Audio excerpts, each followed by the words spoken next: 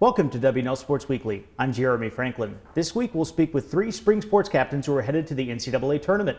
Brooke Donnelly from women's tennis, Todd Alan McDonald from men's golf, and Olivia Sisson from women's lacrosse. But first, a quick look back at the weekend in Washington in athletics.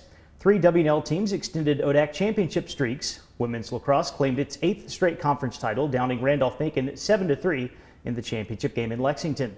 Men's tennis also secured its 8th consecutive ODAC crown, defeating Guilford 5-0 in Ashland. Women's tennis also swept its opponent in the final, beating host Randolph-Macon 5-0 to win the conference for the 15th year in a row.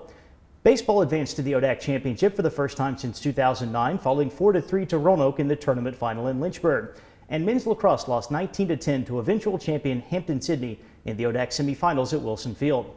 With me in the studio is Brooke Donnelly, senior tennis captain from Kennesaw, Georgia. Brooke, welcome to the show. Hey, thanks for having me. You were just named the ODAC Women's Tennis Player of the Year. You also picked up your 2nd straight Scholar Athlete Award from the league. What does that recognition mean to you? Yeah, I was definitely really excited about both of those. It was a huge honor, and then I think especially winning Player of the Year as a senior was just a really cool way to go out of my last season. You were the only senior on the Generals roster. What has it been like to captain a team with so much young talent? Honestly, it's just been a lot of fun. We have 6 freshmen, so we are kind of a young team, but everyone's just been great and has an awesome attitude. So it's just been a fun season, and we're trying to make the most of it. You've already made a couple of appearances in the Division III singles and doubles championships. It seems likely that you'll get an invitation as well this year. How can that past experience benefit both you in the individual tournament and the Generals in the team tournament? I think the biggest thing of having been in that situation before is just knowing how to handle the nerves. You know, it's really the same game, but there's just a lot more pressure on those matches in the postseason. So I think just being a little bit more relaxed will help me this year. Washington and Lee will head to Tennessee for the opening rounds of the NCAA tournament. You take on Sewanee, the host, in the 2nd round. Emory looms as a potential round of 16 opponent if you can get by the Tigers. What are the Generals' expectations for this weekend? Yeah, we don't really know too much of what to expect just because we haven't played Sewanee in a while. They've historically always been a really strong team, and we've always had close matches with them. So we're excited about that first match because we know it'll be good tennis. And then honestly, personally, I'm trying not to think too much about Emory yet. We've got to get through that first round first, and then we'll deal with Emory when we get there. Brooke, thanks for joining us. Best of luck in the NCAAs. Thank you. I'm now joined by Todd Alan McDonald, senior golf captain from Little Rock, Arkansas. Todd Allen, welcome back to the show. Thanks for having me back. Going back to April, W&L finished 2nd in the ODAC championship. You played in some pretty tough conditions up at Wintergreen. Tell us about battling the elements throughout the conference tournament. Yeah, it's always difficult when the conditions aren't, exactly how you'd want them. But I think we battled hard. We played well, put some good rounds together. Unfortunately, came up a little bit short, but I think we played well.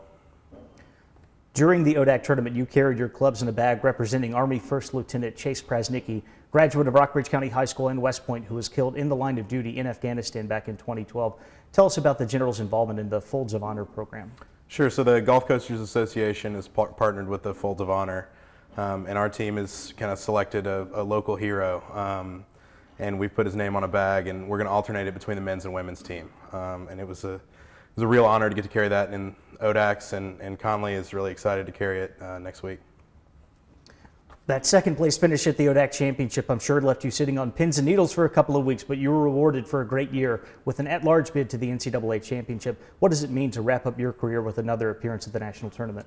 Sure, I think it's really cool to see, looking back at my freshman year, to see the team that Coach Chesick has put together, and just to see how our goals change and kind of our level of play has changed. To be an at-large bid is, it was a dream freshman year, and now we're kind of getting to see it. So it's really cool to wrap up my senior year with an at-large bid in the national tournament. W&L tied for 3rd at the 2016 Division III tournament. It was the best finish in program history. What are your expectations for this year's championship? Yeah, I mean, I don't think that you can go out there and say, oh, we need to do X, Y, Z. But I think that we're confident in the team we're taking. I think the team is as good or better than the team last year, and we have some really strong freshmen coming in and playing well for us. So we're really excited about what we can do. So we're looking forward to it. Todd Allen, thanks for joining us. Best of luck at the national tournament. Thank you.